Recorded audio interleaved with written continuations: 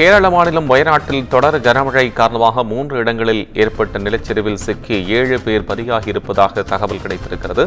அதிகாலை ஏற்பட்ட நிலச்சரிவில் 500 வீடுகள், சுமார் 1000 பேர் சிக்கியுள்ளதாக அதிர்ச்சி தகவல் வெளியாகியுள்ளது.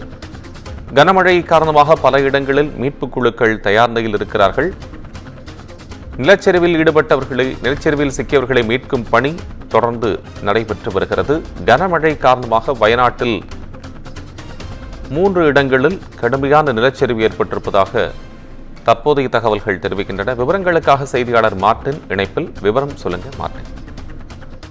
கேரள மாநிலம் வயநாடு மாவட்டத்தில் இன்று அதிகாலை தொடர்ச்சியாக 3 முறை நிலச்சரிவு ஏற்பட்டிருக்கிறது. இதில் தற்போது வரை 7 பேர் பலியாகி உள்ளதாக அதிகாரப்பூர்வமாக அறிவிக்கப்பட்டுள்ளது. அந்த பகுதியிலே மொத்தம் வயநாடு மாவட்டத்தில் வயநாடு, முண்டக்கை, சூரல்மலை ஆகிய 3 இடங்களிலுமே மலைப்பகுதியாக இருக்கக்கூடிய அந்த இடங்களில் ஏராளமான குடும்பங்கள் வசித்து வருகிறார்கள். இந்நிலையிலே இன்று காலை அதிகாலை 2:15 மணி அளவில் நிலச்சரிவு ஏற்பட்டிருக்கிறது.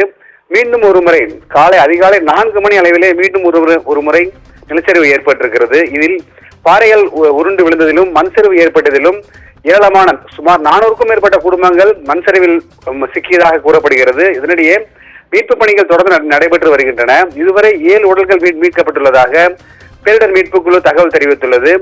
மேலும் ஏராளமான குடும்பங்கள் அங்கே மண்ணில் சிக்கியிருப்பதால் அரக்கோணத்தில் இருந்தும் தேசிய பேரிடர் மீட்பு குழு ஒன்று விரைந்து கொண்டிருக்கிறது. ஆனால் மண் சரிவின் காரணமாகவும் செல்லும் வழி முழுவதுமாக மரங்கள் விழுந்து கிடப்பதால் விரைவாக இடத்தை அடைய முடியவில்லை என்றும் தெரிகிறது.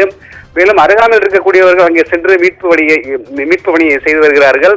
இதனிடையே 100க்கும் மேற்பட்டவர்கள் மண்ணில் புதைந்திருக்கலாம் என்றும் கருதப்படுகிறது. கேரள அரசு அங்கே தீயணைப்புத்துறை, காவல்துறை மற்றும் தேசிய பேரிடர் துறை என அனைத்து துறைகளிலும் வரவழைத்துள்ளது. இந்திய ராணுவம் அழைப்பு விடுக்கப்பட்டதாக கூறப்படுகிறது. இதனிடையே சென்னையிலிருந்து அரக்கோணம் தேசிய பேரிடர் மீட்பு குழுவினர் அங்கே கேரளா விரைந்திருக்கிறார்கள். விவரங்களுக்கு நன்றி.